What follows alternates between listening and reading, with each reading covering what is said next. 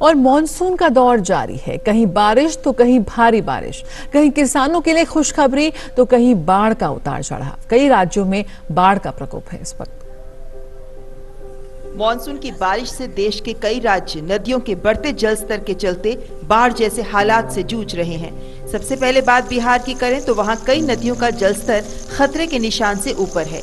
नेपाल के तराई क्षेत्र में भारी बारिश होने के कारण कोसी बैराज से 2,71,000 क्यूसेक पानी छोड़े जाने के बाद कोसी नदी के जलस्तर में भारी वृद्धि होने लगी है, जिसके चलते बाढ़ का खतरा मंडराने लगा है।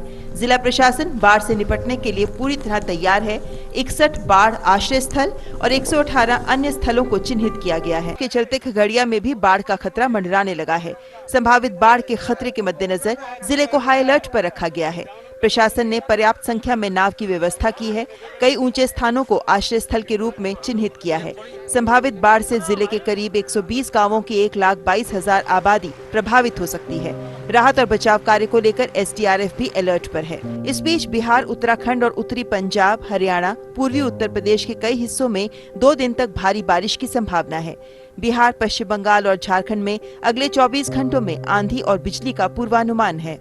मौसम विभाग ने पूर्वोत्तर के राज्यों सिक्किम, मिजोरम, नागालैंड में अगले 3 दिनों में बहुत भारी वर्षा का अनुमान व्यक्त किया है।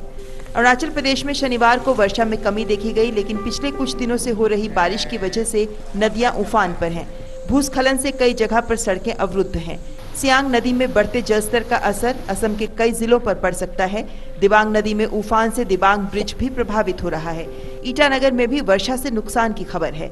हौज पोतिन राजमार्ग भी कई स्थान पर क्षतिग्रस्त हो गया है और इस मार्ग पर परिवहन सेवाएं बुरी तरह प्रभावित हैं। राज्य सरकार ने सहायता के लिए 5 रीजनल रिस्पांस सेंटर्स बनाए हैं।